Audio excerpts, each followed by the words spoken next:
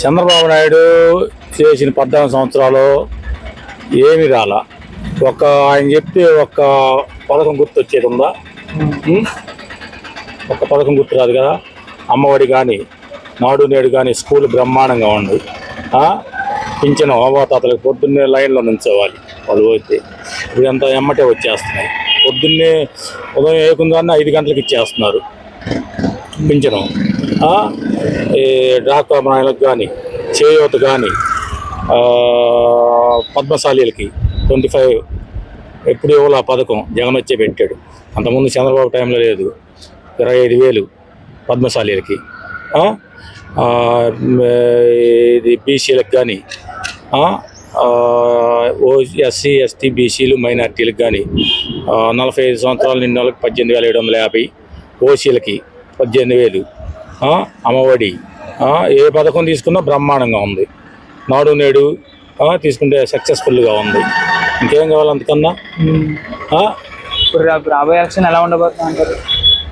ఖచ్చితంగా ప్రభుత్వం ఏర్పాటు అయింది. వైసీపీ ప్రభుత్వం గ్యారెంటీగా 100% 120 సీట్లు వస్తాయి. పొత్తి రాజకీయాల గురించి ఏమంటారు? పొత్తి ఏమన్నా ఇంతకుముందు కూడా పెట్టుకున్నారు. ఇప్పుడు వాళ్ళు పవన్ కళ్యాణ్ సీఎం అవుతాను అది ఇది అన్నాడు. ఎన్ని సీట్లు వస్తాయి చెప్పండి? ఆయనకి 24 తీసుకున్నాడు. 24 ఎన్ని వస్తాయి సార్? అన్నీ వేస్ట్. ఏదో ఈయన ఒకరుగా సింగిల్గా పోతే దించలేము, ముగ్గురు కలిసిపోతే ఏదో చేద్దామని ఏమి ఉండదు. ఇప్పుడు 40 సంవత్సరాల రాజకీయంలో రాజ్యసభలో ఒక్క సీట్ లేదు. 40 సంవత్సరాల్లో రాజ్యసభలో టీడీపీ హయాంలో ఎప్పుడూ ఎరగదు. ఇన్ని సంవత్సరాలు ఎన్టీ రామారావు గారు ప్రభుత్వం ఉన్న కాడి నుంచి రాజ్యసభలో ఒక్క సీట్ లేకుండా పోవాలా. ఇప్పుడు ఒక్క సీట్లు కూడా లేదు. మరి చూసుకోండి. మరి జగన్ వచ్చిన 5 సంవత్సరాలు, 5 సంవత్సరాల్లో కూడా 2 టైమ్స్ 2 సంవత్సరాలు కోవిడ్. ఒక రైతు భరోసా కానీ ఊళ్ళో హెల్త్ క్లినిక్లు,